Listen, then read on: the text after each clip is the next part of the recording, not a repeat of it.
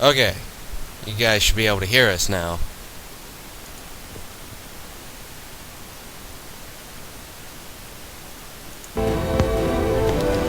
So, yeah. Can you just hear us? I think there was one guy that said yes. Okay, you guys should be able to hear us now. I can hear myself.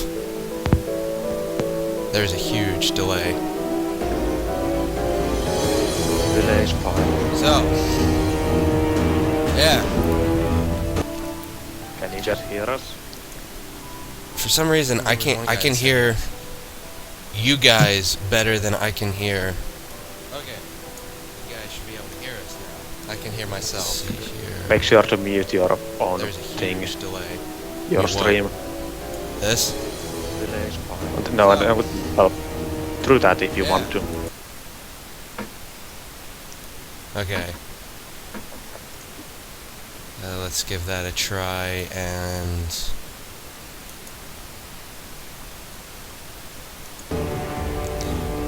Yeah, put your Firefox to mute so that it doesn't show up there. Okay, so... First ever live stream that we've ever done. It's no reduce. Yeah. Yeah. Which, since most of you guys, might think that we're amazing at this, because of our immense quality on our videos, I can assure you that we are absolutely terrible at this. Most of our videos take like 4 hours to do, and that's only just trying to start. I mean, you'll be getting the raw, unfiltered stuff from us. No polishing, nothing like that. For an example, our first ever podcast that we did way back in the day, we didn't exactly know how to start it, so we just kind of started talking to kind of get into the groove, which ended up going for 3 hours of us talking about some random crap that has nothing to do with anything, and we realized what we were talking about, and we were like, oh, wow, it's actually really late. So then we just powered through it in at half an hour or something like that, really, really quickly. Pretty much. By the way, I think, yeah, you might want to turn the volume up on the for the microphone, or for the general audio up for the streaming volume, essentially, because apparently it's quite quiet. Which, like on OBS? It's Yeah. fine for me. Oh, is it? Well, I guess, yeah. And well, it's already maxed out, so if you guys, if it sounds a little quiet, just turn up your volume a little bit. yeah. Yeah. This is our first time that we've done any sort of streaming, and none of us. So, well, actually, Drag is a media person, but we aren't. So, yeah. Anyways, yeah, so hopefully most of you have actually at least seen our demo, or at least know about the demo, possibly played the demo, possibly complained about the demo. I know we have. Anyways, so yeah, if you haven't, this is the demo. This is the main screen of the demo, I mean. We were originally gonna do like we did with our last demo and have just kind of like a podcast, but I mean, we just kind of figured why not do a stream, which is why this is here. So I'll start up the new game. Yeah. I'll type in the chat. Drag, you got it before me. Anyways, see all this. Oh, and for just because it's probably a little bit obvious, but if you don't want any of this stuff spoiled, in case you haven't played the demo or not, this is pretty much going to be about the demo, so yeah. Yeah. There's not a huge amount of story. Well, there's no story to it, so it's nothing like that. There's a huge story. Yeah. Like that Protect Pony all the way down there. He has a life. And you're just... Like, you know what? He doesn't matter. Yeah. All these characters have individual backstories, but they're just hidden away. We've just implied them. We have thought of them for sure, but you just can't immediately see it. It's Jack, out there. Jack, real quick, can you put up your share screen on the Skype so we can actually see it in real time? No, That might be a good idea, yeah. I just sworn it was already up. There we go. Thank you. Okay. Back to the stream. Up. All those times whenever you're sitting there trying to do something in public, and you do it privately, and you do it the first time. There we go. So yeah, this is the Easter egg, right off the bat. Yeah. Ta-da! Bam. So we should probably just talk about the demo in general and the differences between Wave 2 and all this sort of stuff, considering we haven't actually done that yet. Real question. Oh, that's her tongue. Yeah, I never noticed that before, but yeah, you can see her tongue sticking out of her neck. Is that her tongue? I'm pretty Okay. sure it's the tongue, because it's red. Is it still visible if you unequip the antlers?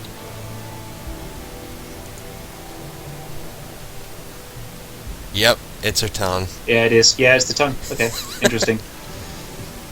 All of that testing, and I find a bug in Yeah. 5 seconds. Well, that's probably not something that anyone... Well, Naka might have been able to fix it, but I certainly couldn't be able to fix it. Yeah. Probably. As a small note, we have actually worked on the demo a little bit since we released it, but, you know, for the true experience, we're going to be using the demo that we released. Yeah, there's been nothing substantial really. And if anything, it probably broke it more. So. Everything is different. Expect huge changes. Oh, yes. Don't expect huge changes. So, for those of you who haven't been able to play the demo, well, you've probably seen some of the many Let's Plays that have been going around already. Which is Or really if great. you by the way. haven't, you should go look at them because some of them are quite good actually. Yeah, and there's even been some from people who are sort of outside the fandom as well, which is pretty good. Like there was There was that Spanish one. Was it Spanish? Yeah, I think it was Spanish. But yeah, that was pretty fun. It was kind of interesting watching those videos, just like you're sitting there watching it, you have no idea what they're saying, but you know you're still watching it. Especially since there's no subtitles or anything, so he's just, you know, saying random words that don't even sound like words, and it's like, hey, he's playing our game. He might have an opinion, I don't know. Yeah. And just to real quickly address a couple of the questions that we already got in the chat. This isn't going to be a development stream. We won't be developing the game as we are doing it. We are more of just going through the pre-alpha demo that we released a few weeks back and telling what we all of proper inside stuff about it and what other feedback we have gotten and general things like that. Yes. We are planning on doing development streams, but they are later down the line. Yeah, I mean, it's basically a live podcast. If you've seen our previous podcasts, it's like that but live, so you can interact with us, ask questions, and you know, it's obviously not going to be as filtered or polished or anything like that. So yeah. There won't be all those cool video effects that we always have in our videos. Oh yeah, it's like the Star Wars remastered thing, isn't it? You know, if we had the technology, we would add in, you know, CGI, you know, 8080s and what have you in the And background. walkie-talkies. Yes.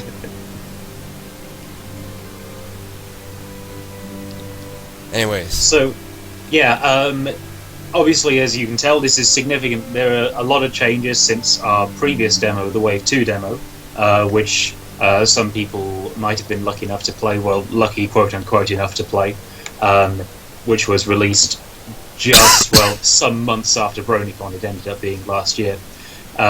So, firstly, you can see that the graphics have been significantly improved. No longer does it look awful. It now looks passable, which is significantly better than it was. You've got things like real-time shadows, some nice lighting, nicer textures, a proper environment. Some of these are a result of us just hard work in making the map. Some are the result of changing the way we were doing graphics. switching to the Unity 5 graphical engine made a lot of improvements on that. So yeah. As you can see, we also changed up the pony model quite a bit as well. We did indeed. I mean, we made a post about it, but just to real quickly go over it, you got the more obvious muscle definition, actual hooves. The face was a little bit fixed up as well, and they have more horse-like ears. Mm. And this was obviously it was obviously a controversial change because every time you change something, a contingent of people are always going to think that it sucks, which is completely understandable, but also sort of interesting for us to deal with, of course, because we have to balance. We have to always sort of categorize the feedback that we get, and we have to think, okay, does this person not like it simply because we changed it, or is there some sort of real criticism that we can sort of take into account, I guess. So I just realized something. Since I played this back in the day, technically I have a save file on my computer, so I have all this stuff sitting right up in here. So for those of you that are kind of confused on why there's stuff here right away, it's because, I played it back in the day, there was stuff here, and apparently I forgot to delete the save. Oh, yeah, that's another thing. The game saves a little bit of progress. If you found weapons or armor, they will appear in the sheds here. Yeah, this is really just for the purposes of the demo. The sort of automatic saving isn't really a mechanic that we're going to use in later releases, but it's good enough for the demo. It saves you having to trek halfway across the map to get the assault rifle or whatever. Also, I just realised we haven't introduced ourselves. People might not know who we are. We don't matter. And at this point, if this was a normal podcast, we will probably start all over from the beginning. Probably, yes. But since this is a live stream, we can do it, live. So, I am Hamish, I'm the lead programmer. And I'm Dragmeister, or just Drag, the project director. And I'm the most important one. That's all you need to know. He's the design lead with the big ego. Yeah, okay. Yeah, if you... We're kind of watching, the assault rifle isn't exactly the most accurate thing right now. No, I think that we put the spread as something like 0.3, which is something like 0.3 units away, 0.3 units every unit, which is ridiculous, essentially. You can blame Drag for that. Actually, you can this time. It's not actually my fault. It's entirely Drag's fault. I even told you that it was it shouldn't be that high, and you were like, no, it's really powerful. We need to make sure that it has a really big spread so that it's gonna make it not super powerful. I mean, the spread is way overboard on things. I also just found another thing that Naka might want to mess with. Notice the hair and the ears. The ears. What about it? There's no hair around the ears, but there is hair hanging down. Okay. It's basically like she has a massive bald spot on the top of her head. It means when you're equipping a helmet or something. Well, this helmet in particular, armor. but yeah. Yeah. To be fair, this was actually fitted for the previous pony model, so the ear holes are massive. Yeah. Yeah, another thing that you might notice is we have some nice hair and tail physics. As in much better than the ones in Wave 2. So, yeah. It's quite nice being able to sort of spinning around, and the tail looks kind of nice. I assure you that I am not this bad at aiming. Yeah. Okay, one question we got in the chat just now. Why don't we ever get to see any other members of the team? Where do you keep them locked up? They are not allowed to see the surface yet. Yes, they have to stay quiet and work. Occasionally, we let them have food. Yeah, we have the gladiator bit, and whoever survives it might be able to get on within 2 years. Yes. But no, in all seriousness, it's just mostly because the three of us are usually the ones who are able to mix up our schedule enough that we are able to do it and like spare the time for it. But And Naka hates talking on on microphone. Yeah, so I think Adam is actually in this call right now. He just doesn't want to say anything. Well, it's because his audio setup is terrible. My microphone is terrible, so sorry about that. I'm Adam. Hi. He's the music guy. Yeah, the last person you'd think who would screw up his audio settings. Well, he makes the music. He doesn't like score the or not score. Like he doesn't like make it sound. I don't know. He isn't the sound designer. Yeah. I guess that's true. Yeah, Yondi is probably the last person who would do that. But yeah. AJ, you just gotta communicate through like music. That's how you fix it. It's like that one movie with the aliens. Right, do you guys really want me to respond to my or what? We really can't hear you well, so Yeah. It's like essentially. It's the Peanuts. Remember the Peanuts? The adults. I'm from Britain. We didn't actually have peanuts. Oh yeah, that's right. You aren't real people. Only Americans get real TV. Sneaking. Oh, and yeah, there is no real sneaking. No, you can sneak, but it doesn't affect anything. yeah, the current snaking is basically just it's an animation. animation. It doesn't affect absolutely anything else. Although it does make it look a little bit more interesting, I guess. To answer Halo Who's question, how are you going to balance the unicorn with the Pegasus? We aren't, because you can only play as a unicorn. Yeah, it's something which we've done a big blog post about as to why we're only having unicorns. It essentially comes down to it's a lot less work for us, and we've really got our work cut out for us anyway, and the balancing of it would just be terrible, so we're just not even going to bother. So Yeah, granted, we are of course need to balance it on the NPC and enemy side, but that's easy enough since their actions are controlled through the AI anyway. yeah, and it doesn't matter if some enemies are harder than others or whatever, because they're the enemy characters, so we can make them whatever, and it's fine. Next little bit of, if I remember correctly, yeah, there we go. Yeah, so there is this. But honestly, it's kind of worthless, to be fair. Yeah. That, and it has a chance to bug out, so... Does it? I think it does in the demo still. Oh, like what's the bug? Well, it's a rad I think roach. it's not the... I think it still had a bug. For example, if you don't have any targets and you try to go into it, you can't anymore zoom out or like change perspective or anything like that. Holy shit. Oh, VATS. I thought you meant sneaking. Oh no! I mean SATs. Oh, SATs. Well, of course, SATs. VATS. Yeah.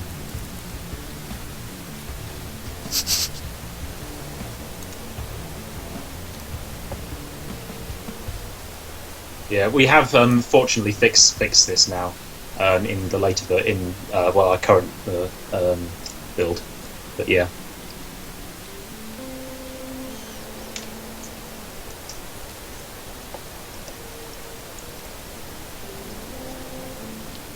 But yeah, like, if you guys have any questions, don't hesitate to ask. Are we going to have signature weapons like in the Fallout series? Oh yeah, but before I answer that, yeah, the Raiders are insanely powerful in this. Like, yes, There's no essential. Basically, they will shoot you like with 100% accuracy, unless you're moving, in which case they will be a bit less accurate.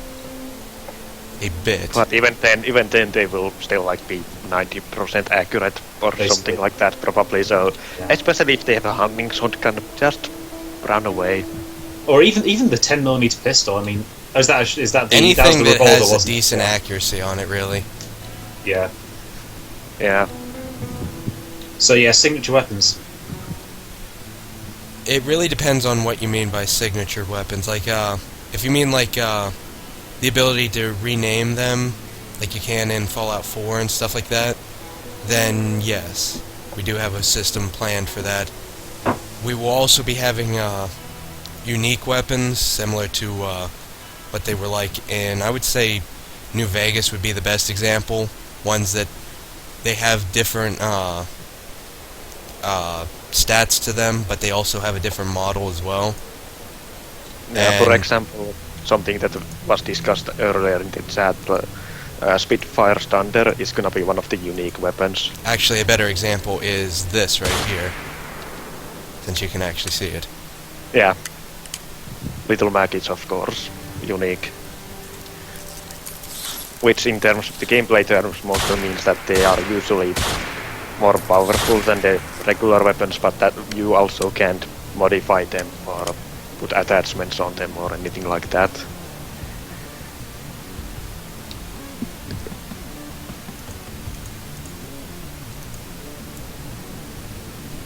Funny enough, this is like I think this is the best armor. Actually, we know the Gladiator armor, I think, is better. Yeah. But the reindeer antlers do indeed have the best DT of any helmet, so yeah. Yeah. Because of course they do.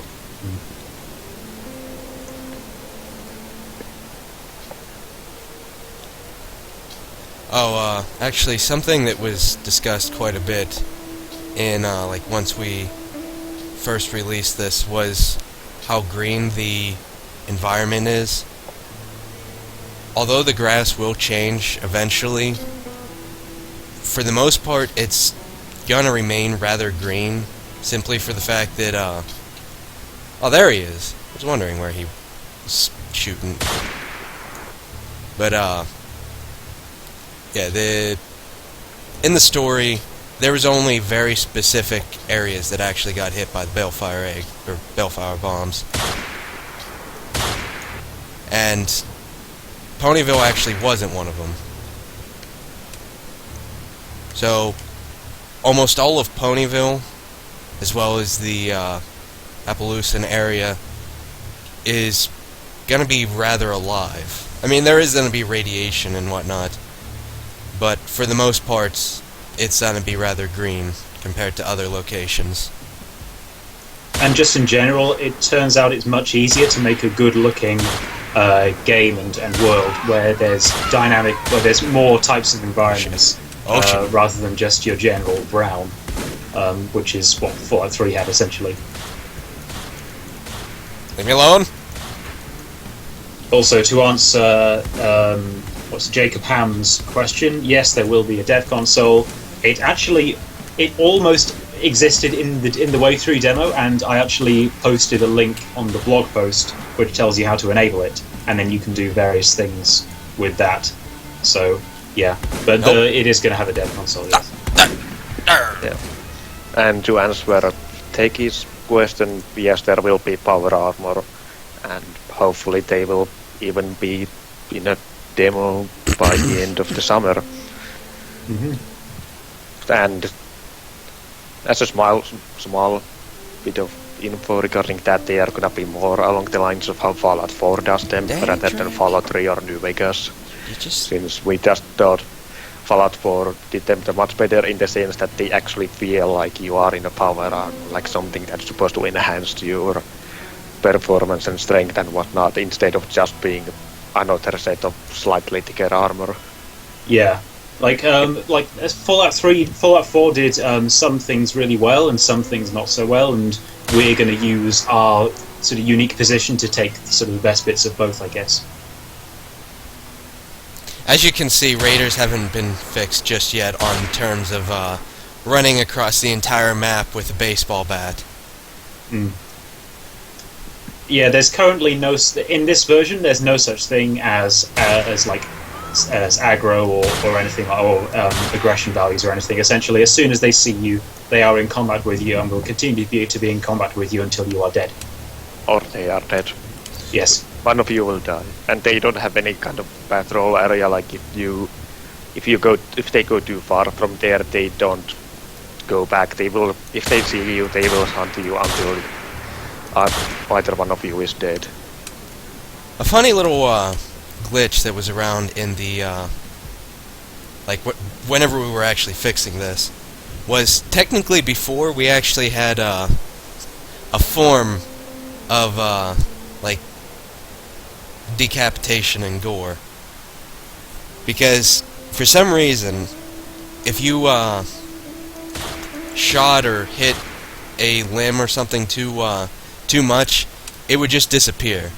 So you would have you would have like this pony right here. Her leg would have just disappeared right now. That was basically done by setting the scale of that part of the body to 0.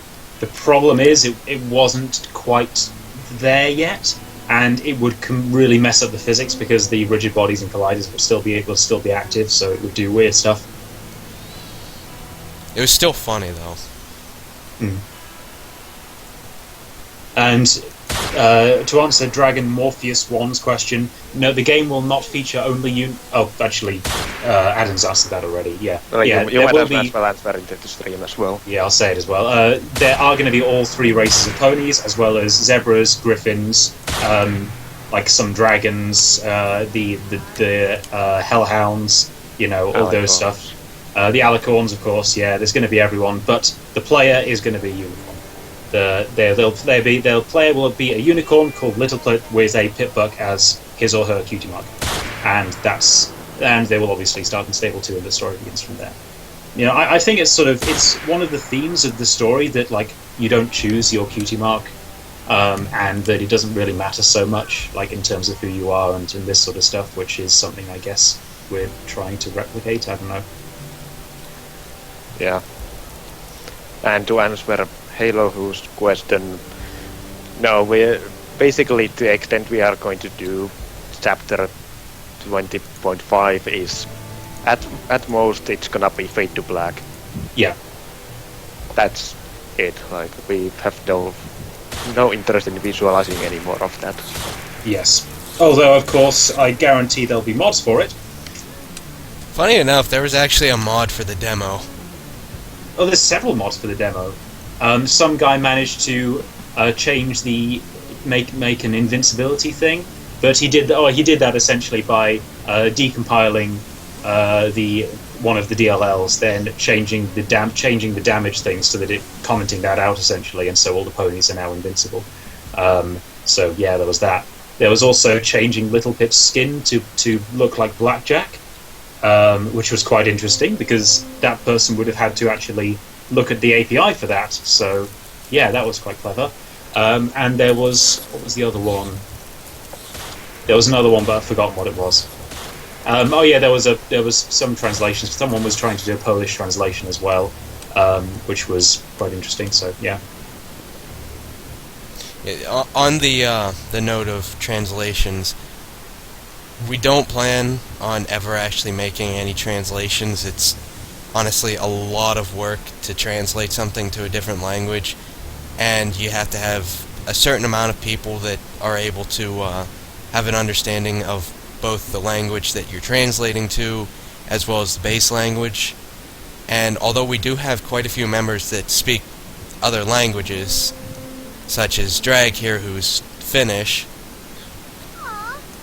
but even still, I mean, it's a lot of work to translate, so we won't really have any other translation. Oh, yeah. But there is support for it, so the community can do that. In fact, we'll probably even have a section on the forums for people to coordinate their efforts, and when someone finishes a language pack, then we'll put it alongside the download links so that everyone can have access to it. Okay, I'm done fooling around now. I'm going full. Oh.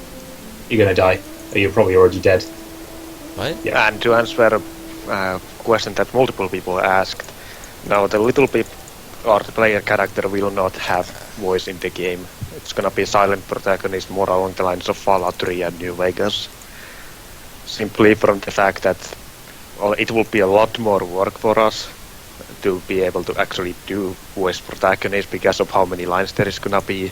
And to be honest, we sort of prefer the player character to be more of a blank slate in that regard, so that people can more easily interject their own ideas on top of that, like the exact tone something is said and so on. Yeah. And it's also, well, I mean, this may or may not apply to us essentially, but we feel that in Fallout 4, well, at least I feel that in Fallout 4, there was a deliberate limitation of the way in which dialogue could go and the type of responses that there were in order to reduce the amount of work that they had to do. We really don't want to do this. We really want our game to be very strong on the narrative and the dialogue and the possibilities that entails. And by not having a voice character, it removes that that possible resource usage, that possible limitation. So we feel that it would make a better game from that perspective, and that's something that we value a lot. I mean, the simple fact is that there's already going to be a lot of dialogue to begin with, and getting enough quality voice actors to do it is going to be rather difficult, simply because as of right now, our voice acting team is pretty much closed because of the fact that, I mean, yeah, we do have some lines that could be spoken, but, I mean, even if, you were to join the team, apply for that position, and we say, oh, you're absolutely amazing, you're the perfect person for this specific role. Even if that's the case, eventually you're going to run out of lines, simply because... Which in current situation will be very soon, also because we are currently so early in the production when it comes to any locations or quests or actually implementing them, that we simply don't have enough material to sustain the voice acting team full time outside of some occasional lines. Yeah, I mean, our script team, they are not only working on making sure the storylines and whatnot actually are interesting, but they're also writing the dialogue, which means that they have a large task ahead of them, and it's going to be a while before we have any meaningful amount of dialogue for people to read from. So if we were to start adding people onto the team now and to do dialogue, it means that you guys are going to run out, then you're going to be sitting around for long periods of time with nothing to do, and although right now your interest might be very high in the game, I mean, it's going to start to go away after you sit around for a while. Mm. Oh, also, there's some people from My Little Karaoke are here, so hello, you guys, and yeah. I think you, Drag, you met up with them, didn't you? Or with some people, at least, in Galacon? Yeah, there were some people there. I can't remember the names, to be honest, but yeah, there were people. Right. I meet a lot of people. You have no idea how many people I met at CDC. Yeah, I'm terrible at names to faces is my thing. I'm really bad at that. Yeah, and to just a small one more note to the voice acting thing, like it's not only so much like that we don't have the lines, but even if we had a couple lines, the thing is like for many of the characters they are gonna be like, especially like say companions like Calamity and Velvet and so on, they are gonna be featured like for most of the duration of the game, which means there is gonna be a lot of lines like from the beginning to the end, and we can't really risk that even if you are great for that role and you are able to do those few lines that we have from the beginning right now, that you will be around in a few years when we need all of the rest of it. Like we can't really expect everyone to necessarily be aboard that whole time, or it will be lots of extra work that we will just lose if that person for one reason or another wasn't able to do it later on. Anyway, let's move on from that topic. Oh, there we go. Now, since memory orbs came up, I'm going to repeat the answer that I gave, which in the every pony every pony Roo radio, which we just had before this. Basically, the memory orbs are going to be in-game cutscenes where you'll probably be able to move your head around a little bit, and it'll feel like you are there, you are inside the More than character's likely, head, they're just going to be essentially. straight up recordings of the game, because one of the things that is an issue is that if it's anything that you can interact with, it means that there's going to have to be a loading screen for it to, well, do that. It's not not going to be that like a issue, pre-recorded video, because that's a really old school way of doing it that won't look it will look a lot worse essentially. Just remember that we do so- have to have it where the player can enter and exit it like almost immediately. I mean, yeah, in the story, It's not gonna gonna be be- that big of a deal, but Yeah. yeah, it's more going to be that first of all, you won't be able to move around in it. At most, you will be gonna be able to maybe look around a little bit. Yeah, with your yeah, head, exactly. but all of the rest of it will be scripted. So, in that sense, they are technically cutscenes, but Well, they're in-game cutscenes, which is but they will also be pretty much the only cutscenes that the game will feature. Like we won't be making cutscenes for any or like every other like epic situation like that happens in the actual game world. And as for loading times, because they're fixed and the player can't move around in them, we can actually make them very small.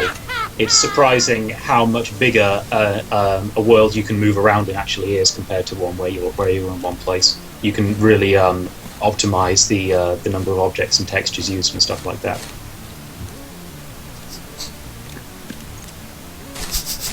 Oh hey, Adam is saying that Brittany is also in the chat. So Oh, is she? shout out to she is actually. Hello. Yeah. What's her Yeah. username? Oh, is she just not Time typing? cat stitches. Oh, so yeah, Shout like out to Brittany. yes.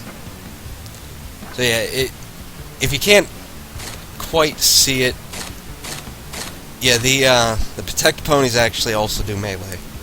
You can see that. Do. And he's going to slowly kill the raider because the raider doesn't care about him because there's no threat, there's no target changing yet. Yeah. And the raiders are you first, so you are the only one the raider cares about. And Protectoponies are the raider first. So. That's actually not the case. As you said, well, it's basically whichever one they saw first will be the one that they're going to attack, and they're not going to switch it. So, but all the different factions will attack each other. So the raiders will attack the protect ponies, who will attack the red roaches and bloat sprites, who are sort of together because they get along nicely. Yeah. And a follow-up question to the memory orbs we got is, will the time pass while rolling memory orbs? We haven't actually discussed that too much, but it might, but only to the extent that you'll just see the in-game clock and whatnot, like jump up hour or however long. Well, that's time passing, so Yeah, but there won't. I really don't think we're gonna implement any situations like if you go into memory orb in a specific situation, like something unique will happen. That's probably too much work for it. Well, What it's is- to the It extent would also that be time rather passing hasn't annoying, to be been, so- honest. Yeah.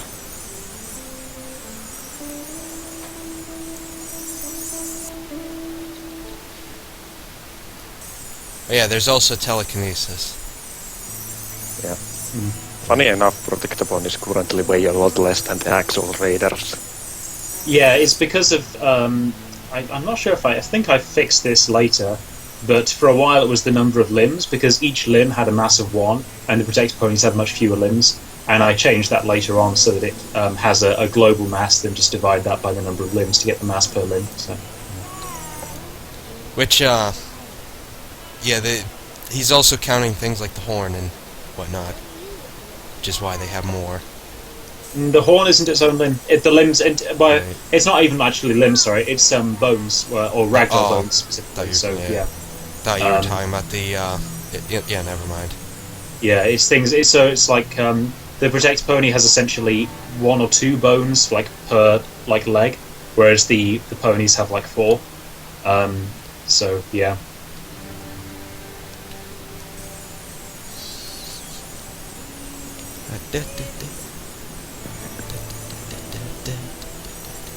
How many types of weapons will be obtainable for the player? I think that's at least a couple dozen. Yeah, Yeah. like in the demo right here, It would be 15?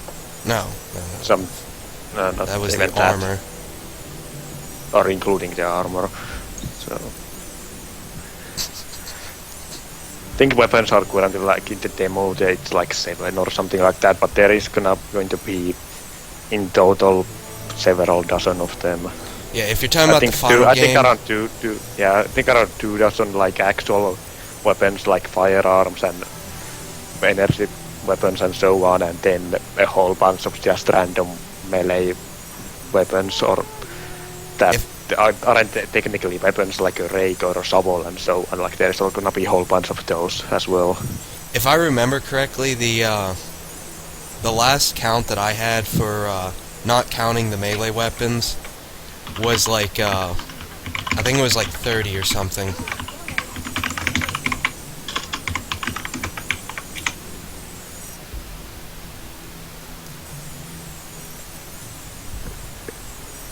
Yeah, I'm having way more fun with this telekinesis than I probably should. If you try, you can actually lift the raiders while they're attacking, if you're careful.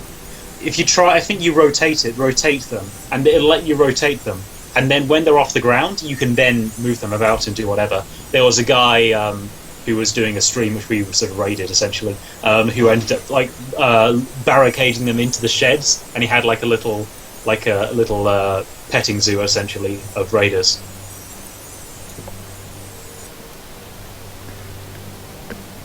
Also, another thing on the Protect ponies.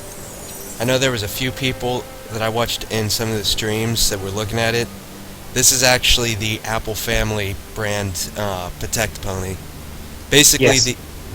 the idea is that with Applejack off doing Ministry Mare things, which wasn't immediate, but eventually she did, and Apple Bloom off running her own company, and Big Mac coming down with a serious case of the deads. So there really wasn't anyone other than like an 80-year-old woman to take care of the farm. So the idea is that the Applejack actually got Granny Smith some Protect ponies to pretty much do their job. Yeah, in the finished version, you can find them just bugging the apple trees and kind of doing various things on a loop, provided you don't attack them and they don't attack you.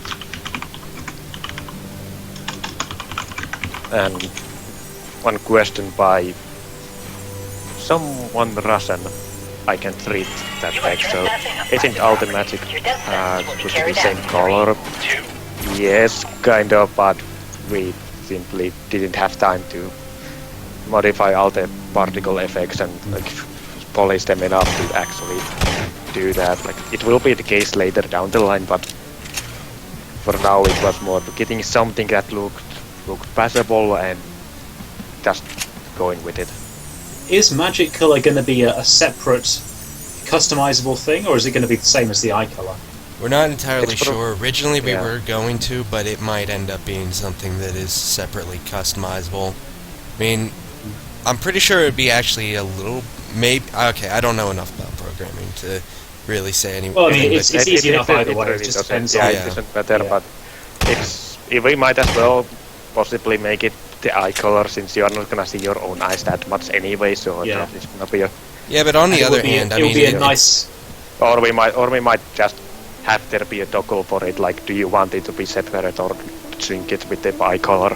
And we could probably actually do... It'd be quite a nice little thing for people who know about the show to realise. Yeah. So, we might as well do that for the mane and tail color as well. I know back in the day, whenever the Pony Creator was like the big thing, I know they had it where like you could have both the mane and tail different colors, and then you could toggle it to be the same color, which would be kind of cool, I guess.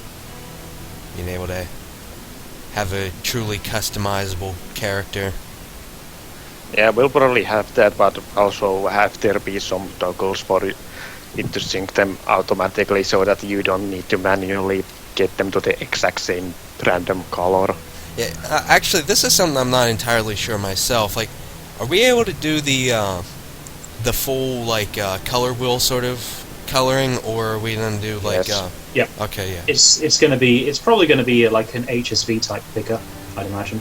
Yeah, I wasn't sure if that's we were the going to do easy just the option. specific colors or not, but yeah, so then, yeah, there's that as well.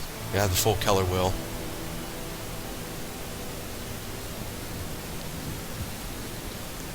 Which, yeah, that's actually another thing, is although the character is still technically Little Pip, and you won't be able to customize your cutie mark or anything like that, you will pretty much be able to customize everything else.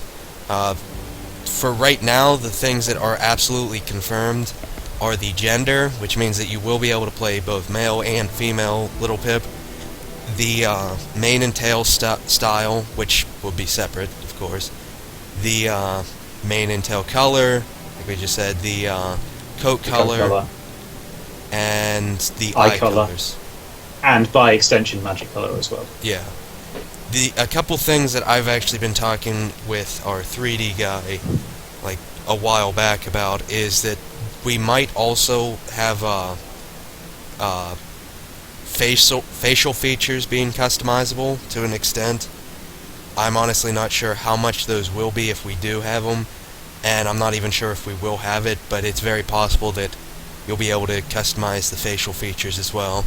Yeah, it's very possible to do. It just means essentially adding in another few blend shapes essentially, and you just sort of blend them together for things like the nose shape and the eye shape and this sort of stuff, and then you just overlay that on top of you put that as a base to the lip sync and the moves and stuff, and that actually happens to work actually quite well. So yeah. Don't take it. Like, we can't make any promises on when we will actually do that, and the first version of the character customization certainly won't have that. But sometime in the future, hopefully. Also, apologies again for the audio. It's Zach's mic, not my fault. What do you mean it's my mic? Your mic has a lot of static. It's basically always had a lot of static, but yeah. Yeah, not much we can do about it. You can still blame drag. As always. Yeah, it's the best way to solve problems. There is actually a noise suppression option available in the Windows sound settings, which you can enable. I could. Might not be worth trying to mess them up with them right now. Yeah. But yeah, we got lots of plans. Oh, for those of you that may or may not have actually read our last blog post, just to reiterate, first off, we will be going to BronyCon. We don't know the exact specifics, and we probably will also be going to a few other conventions as well this year. But yeah, at BronyCon at least, we will be having another demo. So be newer than this. Will be the Wave 4 demo. Like last year, come, you sign up, you get a little bit early. However, this time it's not going to be where only certain people will get it. It's just going to be a sort of like early release sort of thing. For everyone else, it's going to be released probably like about a month or so after the convention. Yeah, we'll let you know exact date later. Like, again, we'll probably do some rough bug fixes after the convention, because more than likely we'll have at least some bugs that we notice, and it'll probably be about 1 or 2 weeks after the convention that we release the demo. But again, you know, since we're so amazing at our scheduling and whatnot with that sort of stuff, I wouldn't take that as an exact time frame. Yeah, I think that sounds very similar to how we did it last year. Yeah. In fact, that sounds exactly the same. Well, no. Last year, it was the plan was that you weren't like anyone that didn't sign up at the convention, they didn't get the demo at all.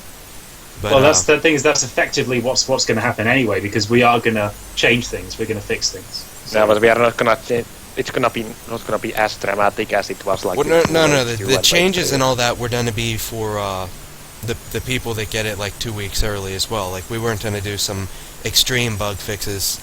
It was more like any game breaking ones that we come across, or ones that are very apparent. Like the public and the people that sign up will be getting the same demo. It's just at different times. Yeah. Anyway, to move on a little bit, something that Brittany actually asked, and lots of other people also asked previously in the chat, we never got around answering, is about how the companions will be handled. And essentially, you're going to be able to have 2 companions at max at any given time, even though like Little Babe did have up to 4 or 5 of them at some points of the story. It's just not feasible in the gameplay side. Yeah. I mean, not only would it make it rather easy, especially if you had, like, say, Velvet, Calamity, and Steel Hose all in your party.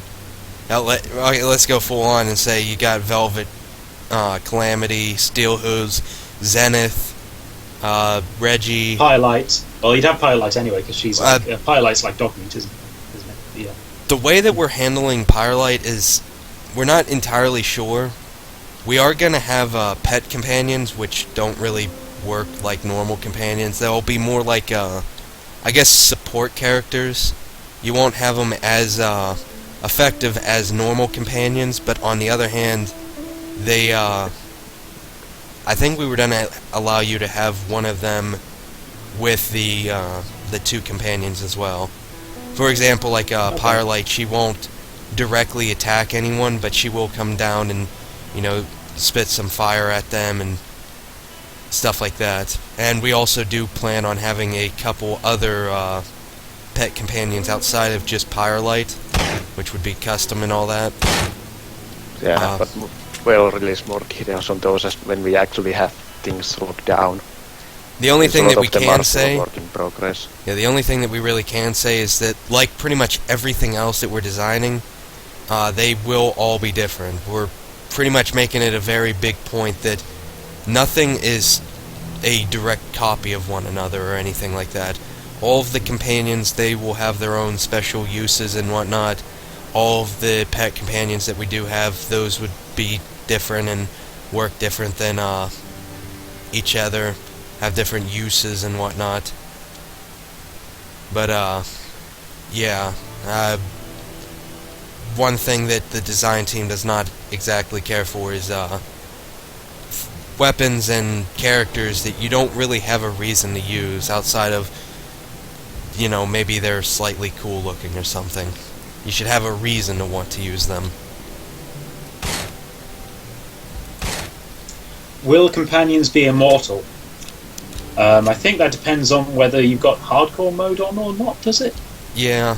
Yeah, I think that was the current plan, and it's a little bit like still in the flux with what will be end up being the final thing. Currently, there is some talk about even the hardcore mode that when they will sort of, they can die during combat or they don't get up again, but they don't die permanently necessarily. So yeah, you need to use, or like I thought you will be given chance to use health potions and so on, like after the battle to heal them up, or if they don't, maybe they will at that point die. But it's a little bit on the flux since. A lot of them are kind of required for the story is the problem. Calamity. We figured all of that out. Like none of the companions are required for the story, and none of the companions are required. Period. You can go your whole playthrough as a lone wolf if you want to. Oh, even Calamity. How did that work? Yeah. Well, it's details later on. Okay. Story points. We can fill you in after the stream. Alright. I'd be interested to know, because that was a big point of contention. Like, that was the only thing which we had to force the player to do was to meet Calamity. But if that's not the case now, then... Well, that's most great. of the characters you will technically be sort of forced to meet, but that doesn't mean that you'll be forced to take them with you. Because most of the companions are pretty much they are pretty much found just by playing through the story. I mean, look at Zenith, for example. Little Pip kind of was forced to meet her. It wasn't something that she just stumbled on. She had to go to Philadelphia. She had to fight in the pit. She had to meet Zenith and all that sort of stuff. But whether or not you actually even help her out, that is entirely up to you. The same goes for even Velvet. You know, you encounter Velvet in Old Appaloosa, and you could, you know, just leave her there if you wish. Or shoot her. Same goes for Steel Hooves. You could, you know, again find him all down and broken out and whatnot, and you could actually fix his armor so that he could help out, or you could just leave him there and have him slowly just, I guess, rust or something. So yeah, you can be pretty much a dick. We actually have a little pet name for that playthrough, the Dick Pip. Dick Pip, yes. Answer to Andy's question, well, we already answered that actually. If that is the case, then possibly, but it's just going to be essentially fade to black thing. So yeah, that's how that works. What was the question? Can we choose to have sex with certain characters, like in Fallout 2? So is the whole chapter 20.5 question essentially? Yeah, we already answered that, and Yeah. it's at most it's gonna be fade to black, if even that. So Yeah, remember You're that gonna Steel have Hooves sex is going to with be the best romanceable character. and also just to Get them backtrack robot a little, or babies. not even backtrack, but since we talk about the companions being whether or not they are immortal, somebody also asked about the NPCs in general, and we have gone quite far out of our way to ensure that as few of the characters will be immortal as possible. And even I can't think of my head for which ones would actually be currently required to be immortal. I think Red Eye might be until a certain point in the game, but outside of that, we'll try to have as many characters killable as possible, and even if they are required for certain quests, once that quest is done, we'll mark them as non-immortal again. I mean, the only real issue is that if they're an important character, then other characters will have to remark on their death, is the main thing. Otherwise, it seems really weird. Yeah.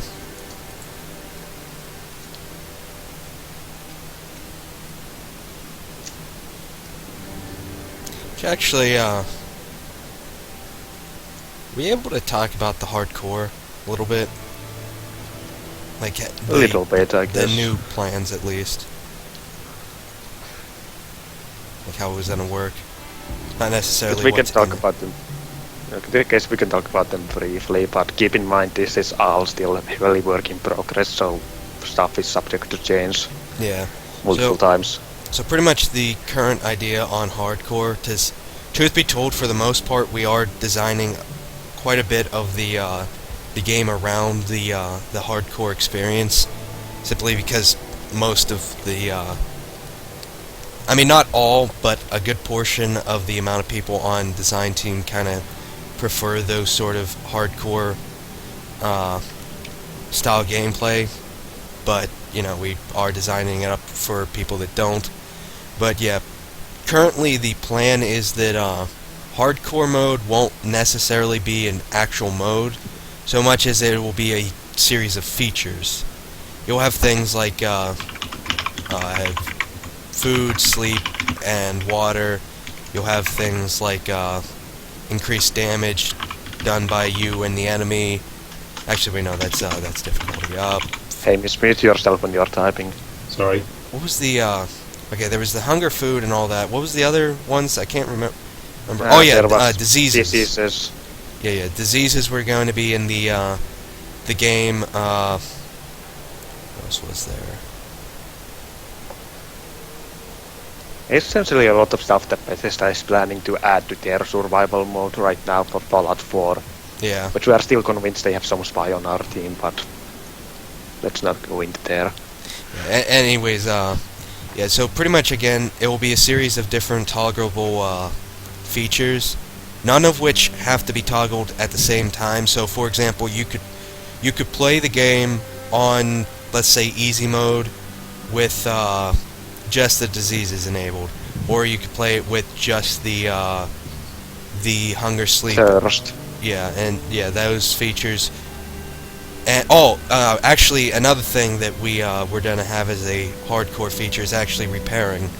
We are gonna have the repair mechanic that was in like Fallout 3 and New Vegas and all that. However, truth be told, after playing a little while in Fallout 4, we will admit that although it is a sort of key feature of the game, it also is nice to not have to deal with constantly repairing weapons. Granted, though, that our system is going to be quite a bit different than the Fallout 3 and New Vegas method of repairing, and it's going to be a lot more, I guess, complex is the best way of saying it. But yeah, you will be able to toggle that off and play without it if you wish. And the whole idea is that for every single hardcore mechanic that you enable, you will increase the chances of legendary enemies spawning, which might sound similar to a certain other game. One of the things that we all actually very enjoyed was the legendary enemies in Fallout 4. The fact that you could come across these enemies that are much more stronger than normal enemies, and that would have always unique loot on them. Whether or not, it actually has any visual change or not, it still had the sometimes very interesting different mechanics for the individual weapons, such as the weapons that would fire an extra projectile whenever they shoot, or the ones that maybe you have a flamethrower that does cryogenic damage for some reason, or a mini nuke launcher that launches an extra mini nuke that could be modded to fire 16 total mini nukes. Yeah, there is gonna be a lot of stuff, but actually another question that came up in the chat we might as well bring up here is, how committed are we to what we are doing? I'm absolutely completely uncommitted. Like, I hate this project. I hate everyone on this team. I'm like tempted to quit right now. Well, to put it in words, we have been at this for 3 years now, and we have no plans to stop, and we are basically spending 90% of our free time after our full-time jobs to actually develop this game. Like, my day tends to go, I will do college, if I'm assuming that I even have college, then I'll come home, work on the game, eat, work on the game, and then sleep for a few hours, then repeat. Yeah, more or less. So, take that how you will, but I would say we are fairly committed to what we are doing. Yeah. I mean, like we've mentioned before in the past, for many of the people on this team, this game is pretty much our first entry into the game development scene. Yeah. Eventually, we plan on actually making it more, not just targeting the Brony fandom. We also do plan on, start advertising towards the more general market, which is also one of the reasons why we have quite a bit of things designed the way they are, simply because we're trying to make sure that even people that have never watched the show, have never played Fallout, have never read the fic, they can still play this game and still enjoy it on some, on the basis that it's a decent video game. Exactly. I mean, that's even, we haven't even tried to do that, and if you look at our Let's Play playlist, there have been some videos from gaming channels that are not specifically Brony related, which is kind of amazing, so, yeah. Yeah, so jumping just broke. Yeah, I've heard that can happen sometimes. If I think it thinks you're still jumping or something? I don't know. Anyways, yeah, so, yeah, a lot of us, we don't plan on ever leaving this project, and we can plan on continuing it to completion. Yeah. But, we would not be doing this if we didn't think we had even a small chance of actually completing it one day, or at least getting a viable product out. Yeah. As a small note, right now, things are kind of slow in comparison to what they will be eventually, simply because we're on the process of the asset creation, which not only is always completed before everything else, it also is one of the biggest bottlenecks in game development for a lot of things, because you can't exactly make a map without the assets. I mean, you can make the rough layout for it, but I mean, that's all it is. It's the rough layout. So once we get further down development and we start to get the bigger assets like the buildings, the sort of like clutter that you see around the world and all that, we'll be able to pretty much go into a little bit of an overdrive, start to create the maps and locations, and actually have more content. Exactly. I mean, if you just compare our Wave 2 to Wave 3 progress, for instance, and then our things, you basically, as soon as we've done a thing, whether that's an asset or it's a mechanic, or indeed a map, then that thing is there forever, and we can use it in combination with other things which we create. So you get this process of accelerated development, which I've actually said quite a few times in our convention appearances. So as our development progresses, you're going to see more frequent demos, which are going to have more progress added to them each time. Which actually, some people have voiced concerns over we have been doing this almost 3 years now, and we only have so little done. It's to that it's to be expected. Is that it's to be expected when developing a large project like this, because especially since we switched to Unity, we had to write all of the code from the ground up, which means we didn't have we could not just start immediately placing down maps and the content and so on. We had to write all of the features from the walking and up from there, and the pitbug and spells, weapons, you name it. We had to make all of that from the ground up, which took a lot of time to do. And the thing is, most of us aren't professional game developers. Drag is the exception, of course, with his fancy schmancy job in Finland. But there's a big process of learning with everyone, my programmers and modelers and concept artists and sound people, everything like that. Where you spend a long time figuring out how to actually do stuff, and then once you've got that down, doing more stuff from that point is much easier.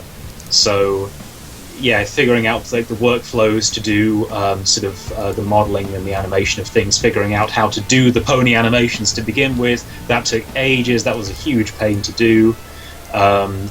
Figuring out how to use SpeedTree, figuring out how to use SpeedTree took a while. Now that we know how to do it, making new trees is very easy to do.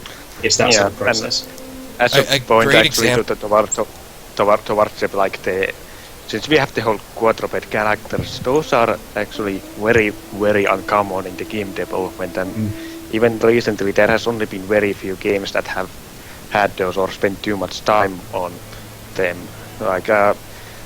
A recent game called, I think it was Flame in the Flood, they actually had pretty decent quadruped characters and had presentation about that in GDC, and Microsoft is doing some fancy things with their HoloLens thing, but there really isn't much with quadrupeds that you can just plug and play like there would be if we were handling just bipeds like humans. Yeah, Unity, for instance, has their mechanism system, which has a load of really powerful features that only work for humanoid characters with a certain bone structure. We don't have that, so we can't use that. And that's just one example of one of the sort of annoyances we have to deal with. You'll also look at the way it moves. The way actually getting the quadruped movement sort of style to work took a long time for us to actually get down. And I rewrote that. I did one big rewrite of it, but it was lots of incremental improvements to actually get it sort of looking and feeling right to the player, and not feeling sort of clunky and horrible and laggy and all this sort of stuff. So even now it's not finished completely. So even the weapons are designed a specific way, simply so that they can work with the quadrupeds, and not speaking just in terms of design or anything like that, not aesthetics. For example, the mouth weapons, they are designed specifically so that we can have the Earth ponies actually use them and make it not look completely horrible. And whether or not people actually believe that it doesn't look horrible is that's a whole another subject. But the fact is that you can't just simply take a M1911 straight from Modern Warfare 2, shove it into the mouth of a horse and say, that's fine, that's good, let's do it. It's just gonna look weird and silly. Granted, though, that we do have a little bit of leeway for the player character simply because they're a unicorn and they can have the the floating weapons, but still, there's the NPCs to deal with. Yeah. And to move on, there was Actually, one question about... Wait, real quickly, Okay. just to give you an idea on, like, whenever Hamish was speaking about the whole, like, learning and all that sort of stuff, whenever we started this project, I had no idea how to use Unity. I had no idea how to use SpeedTree. This map that you're currently looking at, this was created by 2 people. Well, technically 3, including Drag, but Drag doesn't count. It was created by 2 people. Me and another design team member, Quick Study. Pretty much all of this was put into the map by us. Everything was rearranged and made sure that it isn't floating and all that by us. The trees, I actually... Well, okay, wait, no, not completely. One of our 3D modelers, he actually knew a little bit about SpeedTree and made the base model. However, I did learn enough about SpeedTree to make the models myself as well as manipulate them, and even actually learn how to make the monstrosities that you see here. So, Yeah. pretty much... When I first joined when I first applied to the programming team, my submission in my application was a tic-tac-toe game that I made in Python. That was the extent of my programming skill at the time. The For the extent... record, like these days our like requirements are much higher for people to get in. Yeah. Yeah, even Which Hamish makes me would feel a get bit in, guilty. like, these days with the skills he had back then, or myself for that matter. Oh, Yeah. you should have seen my application. I made this terrible level design document for Stable 2, which was, I think, about a total of maybe 3 or 4 pages, including a map layout for it. Which, admittedly, if someone actually gave me that, I'd probably at least consider them, but I'm a little bit more open whenever it comes to stuff like that, but still, like Drag said, in terms of standards back in the EQS days, yeah, ours have a lot higher than they used to be. Yeah. Anyway, to move on from that, one question that was asked a little while ago that I will try to address is, will the next public demo include dialogue? No, it won't, but hopefully there will be one by the end of the year that will. That's our current plan anyway. Yeah, I mean, the dialogue code is basically done. It just needs a minor amount of rewriting in order to be good. Because it was done a long time ago. Yeah, for the most the main part... reason we aren't going to have it is because of all the content needed to create for that, and we want to show it properly when we put it like into actual use. So we don't want to just slap it in 5 minutes and call it down. So for now, we are focusing on polishing the combat a little bit more and adding new stuff and so on, and then by the end of the year hopefully also have the first dialogue demo.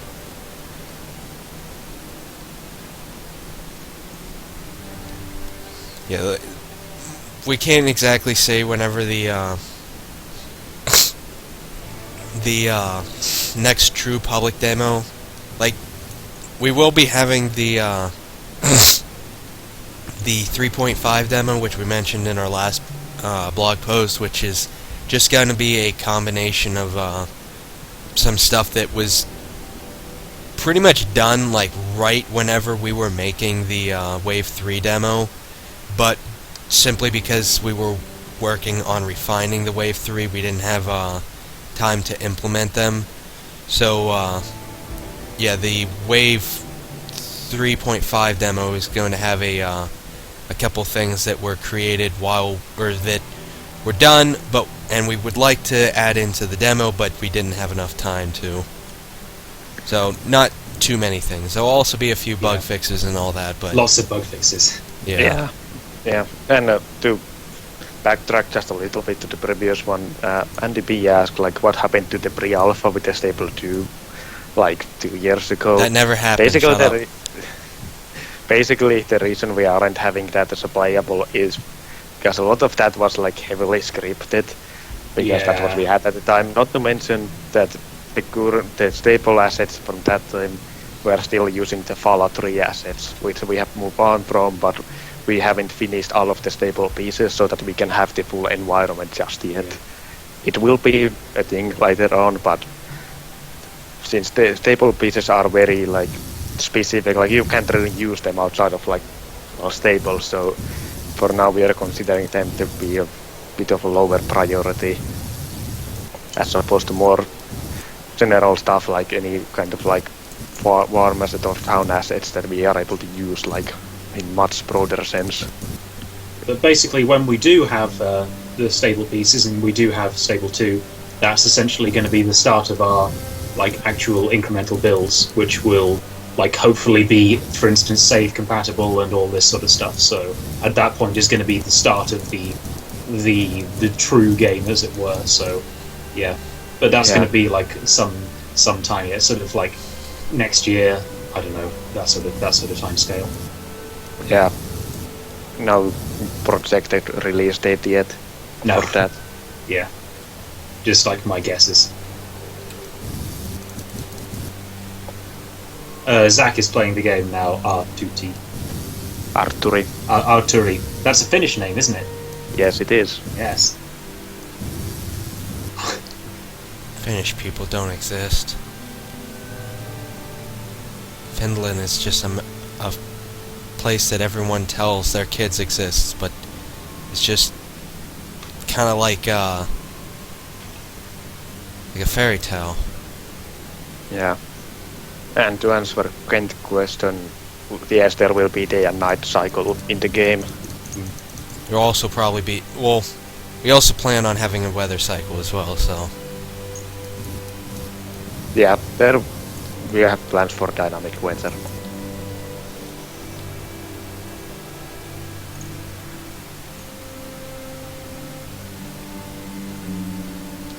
We got 95 people watching, so close to 100. We were at 99 before, and now we're at 96. Yeah. Everyone should share this on their Twitter. Yeah, try and get to 100. That'd be pretty cool. We need to get to 1,000. If only.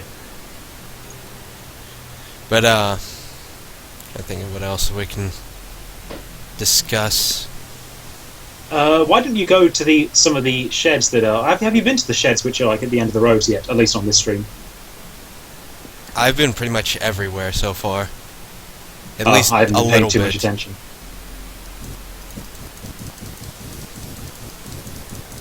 And for the most part, the Sweet Apple Acres area is going to be rather empty. Mm. Oh, actually, something that a lot of people were asking that I completely forgot about are what these things are. These are actually irrigation towers, basically giant sprinklers. Since You should probably go in the first person to show them. Since most of the Pegasi were off, doing war stuff, fighting and whatnot, there was the idea is that very few were around to, actually do weather jobs. So, in order to make sure that there is a consistent amount of water always in Sweet Apple Acres, the idea is that, again, Applejack, using all of her free government money, bought or implemented an entire irrigation system into Sweet Apple Acres. For the most part, Sweet Apple Acres is supposed to be like a lot more industrialized and impressive than it is in the show. It's able to do a lot more unloading and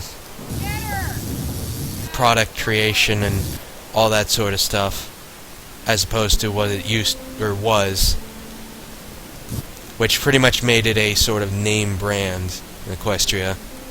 Kind of like one of those, like, dang it. Kind of like, one of those really expensive things that you want to buy because it's, like, all fancy and whatnot. That's basically what, Sweet Apple Acres became. One of the name brands. Okay. Name brand apples. Yeah. Okay, here is another question. Will there be a karma system in the game? Currently, yes, but we're not entirely sure if it's... We kind of... We're thinking of redoing it, because right now it's basically just the same as Fallout 3 New Vegas. Which, I mean, it works. It's also kind of boring. But yeah, there is going to be a karma system, and it's going to affect quite a few things. How Yeah, people details still pending a little Yeah. bit, but there's gonna be something. Yeah, again, if you have any questions, feel free to ask.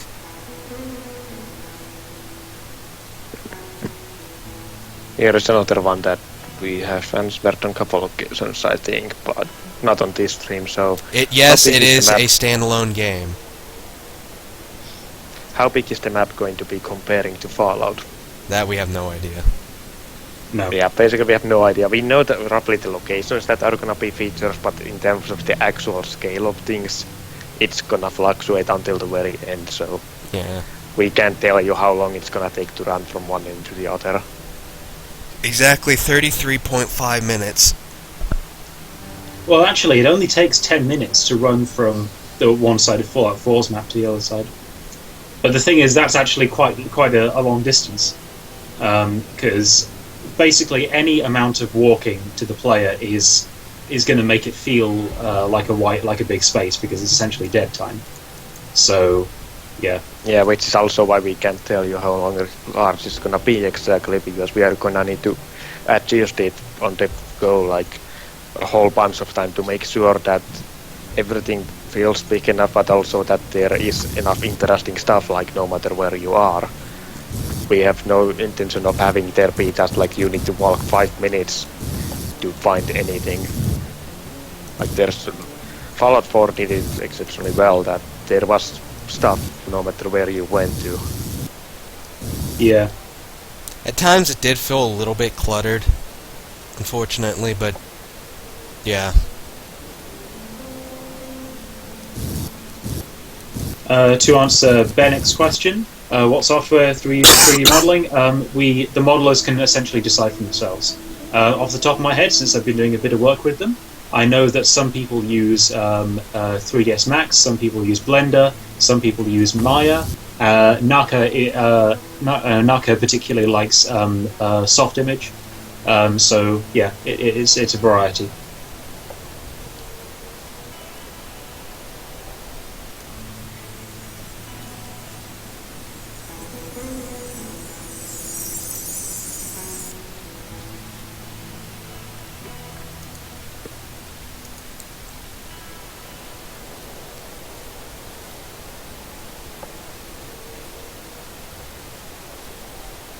Did we find the FOE Easter egg in Fallout 4? What was that about again?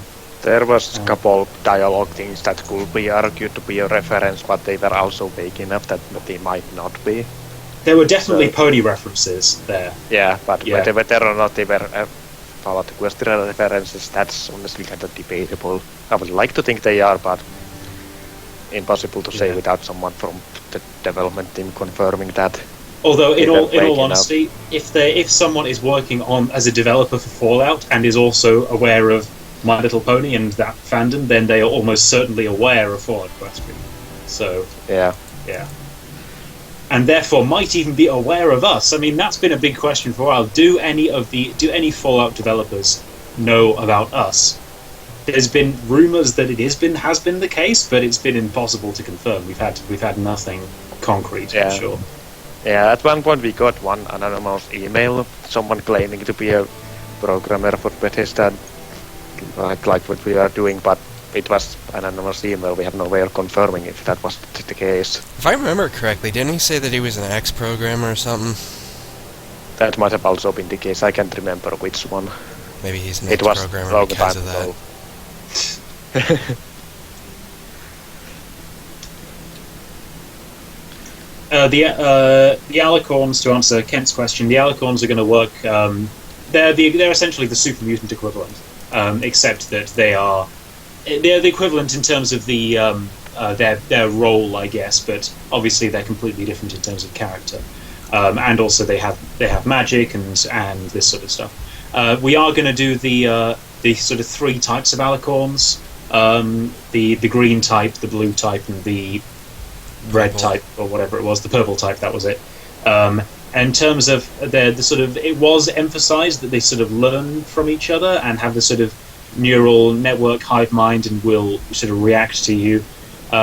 We might do that. I mean, it's very hard to say. Really be able to we do won't. that because Well, I mean, it's very, very, very hard to make an AI that learns. Like you're talking Yeah. about neural networks Well, and stuff like that. So Yeah, and we Yeah, all well, know what that's the thing happens you're whenever saying you put an AI on the loose. It becomes a complete racist. yeah, indeed. But well, as is with game development. Game development is about making a thin visage, a veneer of something which seems much more complicated than it actually is. By learning from the player, it could actually be quite simple to do and be a matter of looking at what ranges the player engages from and what type of weapons they use and adjusting their behavior accordingly, which is actually quite simple to do. Which you're just saying that, but it really isn't that simple to make it actually seem like they are doing anything different. Well, I mean, we'd have... sensible. Like, I think the AI to work just like in general well enough, that's gonna be a task on its own. So we really can't guarantee that there is gonna be certainly not. No. learning on that. Yeah. But That's it's not impossible to do, is what I'm saying. Not impossible, but whether it will be in our scope, that's a different story. Which I do find it funny that the whole AI thing comes down to one of those expectations and reality sort of things where everyone expects AI to just want to destroy humans because of our frailty and evilness, but in reality it turns out that they just become racists if exposed to humans. Yeah, and a question about something that also is asked every time we do anything is why is the feedback on the left hoof? It's simply because we don't have the resources to model every outfit to fit like with the feedback to be on either side. Well, we do have it, but it would limit resources, our... but it would just be... It wouldn't be worth it doing it. It would take a long time to do. That's what I meant by the resources. Like it would require us to make 2 versions of every single armor model. Yeah, and so on just for the sake of player and radar. It's not really not worth it, to be honest. Yeah. I mean, it's just one of these things where you have to just compare it's a cost-benefit analysis, essentially. The cost in this case is a lot for a very small benefit for people who are really hawks about the canon, which turns out to be something like 50% of all Ford Equestria fans, by the way, from the comments that we've received about this. But yeah, it's a too small a benefit for us to bother with.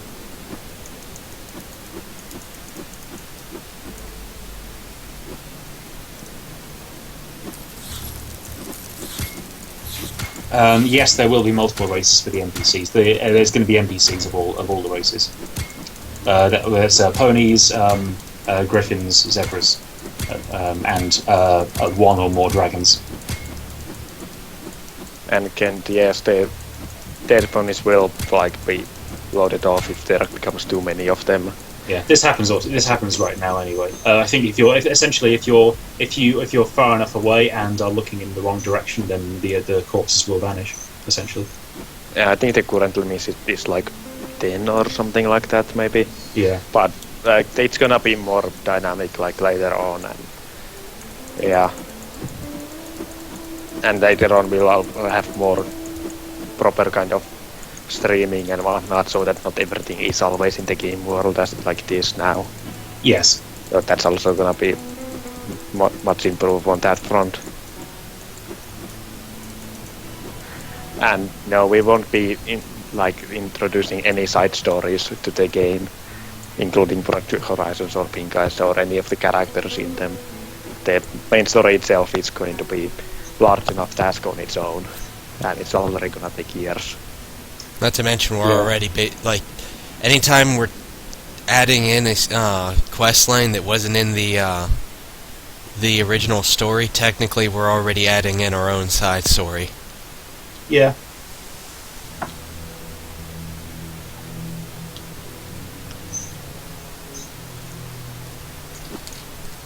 Which actually, that's kind of one of our explanations on why everything isn't exactly like the story 100%, is that technically this isn't the same, I guess you could say, universe as the one in the story. Think of like how DC and Marvel handle their different storylines. It's a different universe, bro. Just get it over it.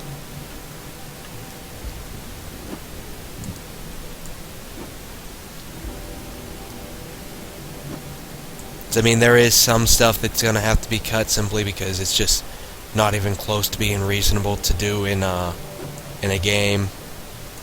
And then there's certain things that we would have to change simply because, well, describing it in a story and actually visualizing it in a game and having it playable are two very different things. Berin comments that when you swing the bat, it doesn't really feel like there's any weight behind it. And I agree with this. In fact, there's a number of reasons why this is the case. It's partly due to the animations, which I might be able to fix with sort of how the transitions work. Another reason is possibly the sound. I mean, I don't know how well the sound is coming through, but if essentially in-game you will be able to hear a louder sound, and the sound will hit, and there's impact sounds, which is a big part of the feel of the weapons. And also, the character doesn't really do anything when you swing it, which is something which we are going to do at some point. Essentially, whenever you swing melee weapons or do things, then the character is going to do a little sort of sway in that direction or something of that nature to make it feel like they're actually putting some force behind it. We'll probably also have some camera movement going on as well, depending on how... Yeah, maybe a little bit of that. Yeah, but all of that is so much policing stuff that we haven't had time or like resources to like spend too much time on that. Right now we are focusing on functionality and all that other kinds of stuff. And the Theta Beta at least has I think Elf Wolf as well about destructible environments, and they are pretty much not going to be a thing as is in Fallout games, because destructible environments require a whole separate system, a very complicated one, an extensive one to be able to do well. Yeah. Not to mention like the extra overhead from modelers and pretty much everything else. I mean, you can in theory do it procedurally, but that's gonna be very heavy for your computer. Exactly. Yeah. I mean, the game is gonna require some pretty hefty specs to begin with. Basically, simply because of the scope of it. When you have huge open world games, you need a lot of memory. There's a lot of things that need to be processed at once. A lot of character AI. That's all going to be running simultaneously. So adding more stuff is something that you really want to try and avoid, I guess. So yeah, probably no destructible environments. Maybe you can mod it in. Who knows?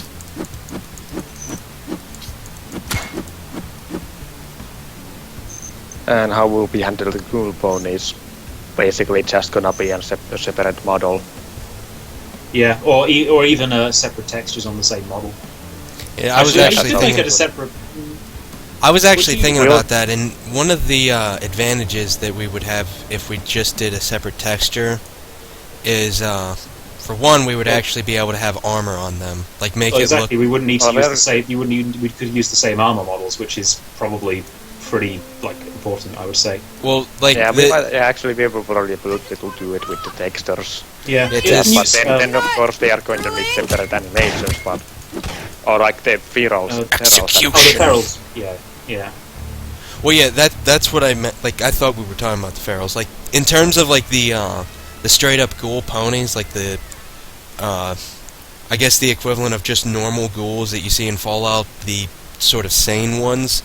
Yeah, those ones will definitely just be a separate texture. I mean, we might have a slightly modified pony model. Like, for example, if it's anything like, say, in Fallout 4, the ghouls are missing their nose. So, we might make it look more like the ponies are pretty much missing the front half of their nose. So we might have a modified model, but in terms of the shape and all of that, yeah, it pretty much will just be a separate texture. And you can have a different head model without changing the body model, which is the main thing. So Yeah. But yeah, in terms of the feral ghouls, those might be a different story. Like, we haven't really talked about them too much, but one thing that has always kind of annoyed me with the feral ghouls, and would be a good thing that we actually fixed, is that because in pretty much all the other Fallouts, the feral ghouls have a completely different body, like body shape, face, all of that, they can't use the armor. Or at least not without some any equipment, even. Yeah, not without some extensive... I think there was one guy that actually made it where feral ghouls could wear the various armors and all that through a mod, but I'm not entirely sure. But yeah, needless to say, it would take a lot of work just to fit the armor onto them. And since we already have the Griffin, who we also plan on having the armors fit onto, it's going to be like quite a bit of work to get everything to fit properly. So it's very possible that we might actually have the feral ghouls also using the same body, simply so that they're not wearing the same clothes all the time. It'd be we might be doing it the same way as Fallout. Fallout does it with, namely, they don't ever have any clothes. Yeah, but it would also be a lot more cooler if, you see someone that actually is wearing either some pre-war clothing whenever you find them, or you find them wearing armor as if, they were just a normal guy that got turned into a feral ghoul. But there it also goes into talk about gameplay balancing and how ghouls are supposed to be kind of the squishy type that you can kill relatively fast. So not sure if we will want to go that far, but we'll see down the line. We have the ghouls aren't in our immediate production plan anyway, so we'll probably change our opinion on that multiple times over. And another question from the chat is, did Fallout 4 influence the ideas in any way, and do we borrow any mechanics from it or implement them in the game? Fallout 4 borrowed our mechanics. Yes, that's the way it goes. There are several mechanics in the Fallout 4 that we really liked, including how they are doing their power armor. Yes. So we are definitely taking at least inspiration from that. I won't say borrow it or steal it. We are taking inspiration from them.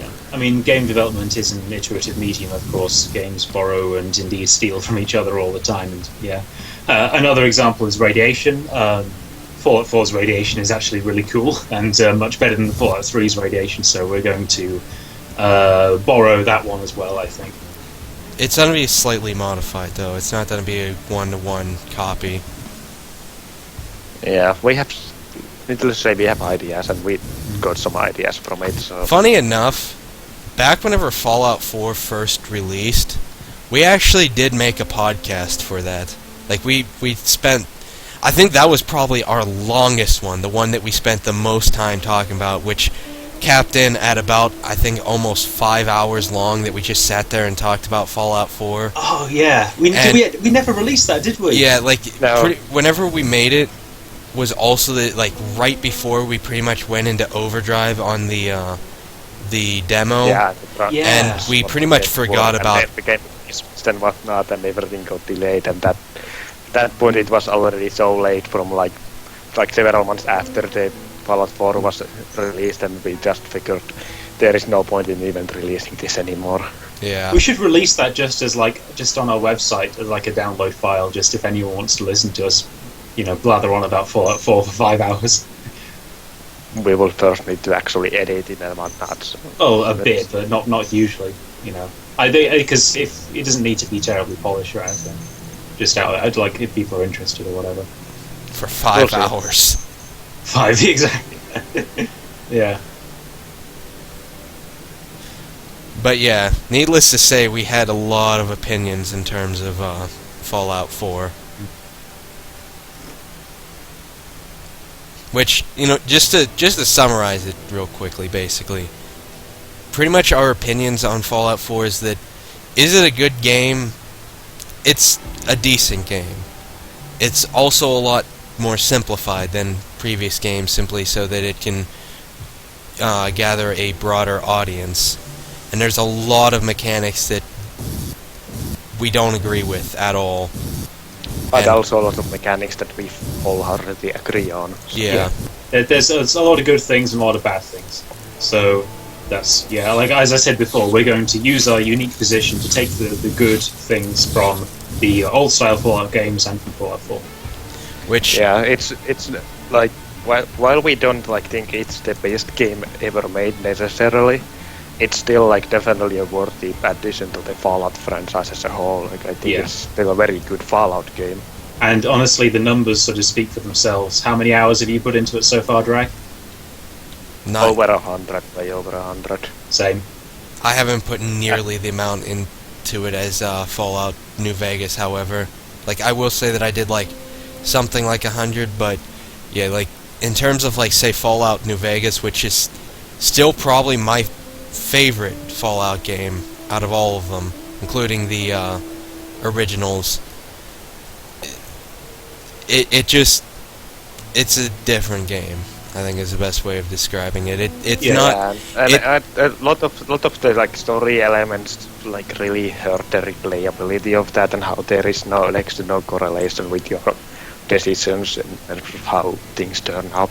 Not to mention the fact that the way that they did the dialogue screen or dialogue with the whole voice protagonist, and the fact that they inevitably would have had to limit the responses and the reactions, means that you don't really get all, like, the characters aren't all that interesting. You pretty much immediately know who you're dealing with, like, fairly early on. And to be completely honest, although the female character is a little bit more interesting than the male is boring as all hell. The voice acting for the male character is admittedly not very well done. It's very bland. Oh, and- it's perfectly adequate. It's nothing spectacular, which is why it's kind of forgettable. Yeah. And the really annoying thing is how it will sometimes say things in a different tone to how you expect it, and there's no real opportunity to just what was there? There was an example which was really good where you just want to essentially say some things to some people, but you can't really do that because the options are limited. And there's things like there's the whole thing where, because there's only 4 options, and for the vast majority of them you get essentially yes, yes, sarcastic, which is basically yes, and no, which is also basically yes. Either that or all of them go to no. When is it when all of them go to no? It's more can be. along the lines of the karmatic choices. Like, if it's something really bad, usually they'll all go to no. If it's something neutral or good, they will always be yes. Yeah. Like, for example, if it's, do you want to, save this kitten? The answers will always be yes, because you can never be a dick. However, if the answer is, do you want to kill this kitten? The answers will always be no, because they don't want you to be that, that dickish. And It's like from that comic with talking about the dialogue in Mass Effect. Hey, Commander Shepard, can I punch you in the dick? Sure. And, okay, or only a little. I think the big difference is that in Mass Effect, the character was always defined from the get-go. However, in Fallout 4, or in Fallout, the character, pretty much for the most part, was never defined. You defined your own character. You picked your own dialogue choices, you picked how the character interacted with people, how they looked, how they played, all of that sort of stuff. And almost every single bit of that was very heavily simplified and very heavily limited for the sake of show and tell. I mean, I Because- would say that even Mass Effect had much better dialogue choices than Fallout 4 did. Because at least in Mass Yeah. Effect you had Paragon Renegade. Yeah, but which on the was- other hand, both of them were it's, cool in their own way. And in Fallout 4 you don't have that. You basically have the same stuff. but on the other hand, Mass Effect had the advantage of Mass Effect, although boasts all of the dialogue choices and all of the options and choices and whatnot. The fact is that Mass Effect is a very linear game. Honestly, it's It's basically like You're playing was Commander like a- Shepard, and this is his story that you're playing. In Fallout, Yeah. you are playing a character which you've created entirely yourself. Is the Yeah, idea? or that's how it's supposed to be, but Fallout 4 kind of throws that out of the window. yeah, so- you're But always let's not try to dwell on that too much longer. Like we are already going on way overboard with this. Yeah, let's go on to this question. The Fallout 4 level customize, how we essentially weapon mods. We are going to have weapon mods, absolutely. I think we've got two different types of. We've got mods and attachments. Do you want to Yeah. go into more detail about that? drag. It's kind of your thing. Yeah, I'm more like asking whether or not we should, not whether or not we can. You can go into like brief overview, but let's not go into too much detail on specifics. Yes, mein Führer. Anyways, yeah, basically there's two types. There is weapon mods, which are going to be like semi-permanent upgrades onto weapons. Basically, the idea is that not only do you need a workbench to add them onto the weapon, but the only way that you can change them is to destroy the previous version. So, for example, every weapon is only going to have about 3. I think you can only have 3 mods on it at the same time. I can't remember if we were gonna include attachments into that whole 3 thing, but that's for later. But in terms of mods, you will only be allowed to have 3 mods, and the only way to get rid of or replace or change one is to get rid of the old one. So let's say you have a weapon that has a silencer, which the silencers are going to be considered a mod simply because of how big of an effect they have on the weapon. But yeah, let's say you have a silencer, a heavy barrel, and a polished receiver or something like that. You have those 3 mods. Now, you wanted to add a what's it? I'm trying to think of one of the mods. Drag, give me a mod. You gave all the one I remember from the top of my head. We have one that's basically a retexture, the restored body. Let's say you wanted to have a restored body, which is basically a clean mod. Like, as in, like, it, basically you completely restored the weapon. But, let's say you wanted to add that on. You would have to remove one of those mods. So let's say, for whatever reason, you wanted to get rid of your silencer. You had to replace that with the restored body. However, you can't just simply add that back into your inventory. It will be destroyed. And honestly, that will be more of a balancing mechanic rather than any specific reason. Unlike in, say, Fallout... well, actually, similar to Fallout 4, weapons will come or spawn with certain mods and attachments, depending on the enemy level, your level, and where you're at. So, you know, you might come across a raider that has a fully decked out weapon that is just amazing, or you could come across one that has just a standard base weapon. And the idea is that because you have so many of them, we're trying to make it so that there's a reason to keep looting later on in the game. So that it's not where, you know, just right off the bat you have all of the mods already right there in front of you, and you have no real reason to look at any of the weapons in the future. So now, because you can't exactly keep all of the mods and you need to make your weapon by, that way it will increase the, I guess, replayability a little bit. Which actually, on that note, the mods will not be craftable. I know I mentioned the workbench, but that will simply be so that you know, again, another balancing mechanic. But yeah, you won't be able to craft them. Honestly, as much as I like the weapon crafting in Fallout 4, the problem is that almost right off the bat, as soon as you get a decent amount of resources, you can have the best version of that weapon fairly early on. I mean, it kind of destroys progression pretty badly if you can have that amount of customization is the problem. But moving on from mods, you also have attachments, which those will be things like scopes and the muzzle brakes and so on and so forth. which again, I know that the muzzle brakes and the silencers are relatively the same thing in terms of how do you attach them for the most part. Well, at least how it seems.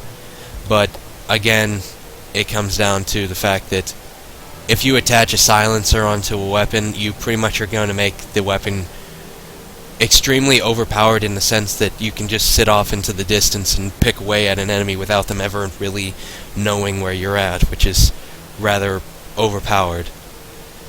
So, yeah, the Granted, all of that is still sort of like work in progress, so some of the details might be like subject to change, but yeah, the basic gist of it is that there is a difference in definition when it comes to mods and attachments. Mods you can only get rid of by replacing them or just like destroying them, but attachments you can take off and move them to another weapon like at will, provided you use a workbench, but you don't lose them unless you specifically destroy them yourself because reasons. Yeah, for the most part, most of the attachments, they don't necessarily modify the weapon's ability to be good, but it does modify the weapon's, like, how you can use the weapon. For example, you have, let's say, a ×4 scope and a ×8 scope. Objectively, neither of those really improve the weapon because they don't adjust the stats of the weapons. They're only adjusting your ability to use them. And although technically the things like the muzzle brakes and compensators, they do technically adjust the stats a little bit, they still are rather simple, at least compared to some of the other mods. I mean, the energy weapon mods, for example, are probably going to be the most extensive. Yeah, and the main reason for the silencer, for example, to be a mod is so that you aren't able, you find one silencer and suddenly you have silencer for any weapon you possibly could want. So it's more about like you having to more work towards that. But yeah.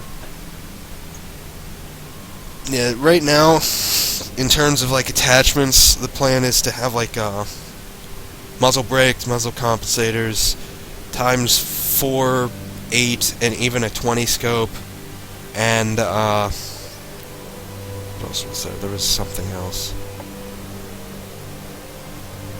I think that's the most, like, the biggest ones that I can think of. Oh, and I'm pretty sure the like extended magazines and stuff were going to be attachments, but I can't remember. Maybe not. Well, yeah. We'll need to look it up again. And on the other hand, all mods and attachments are going to be a sort of penalty and benefit sort of deal. None of them are going to just be inherently better than the other one, or at least for the most part they won't be. Because, I mean, again, like we said before, there always should be a reason why you should use this specific thing. It shouldn't be where it's just like, oh, well, this one is inherently better than this one, so there's no reason for me not to use it.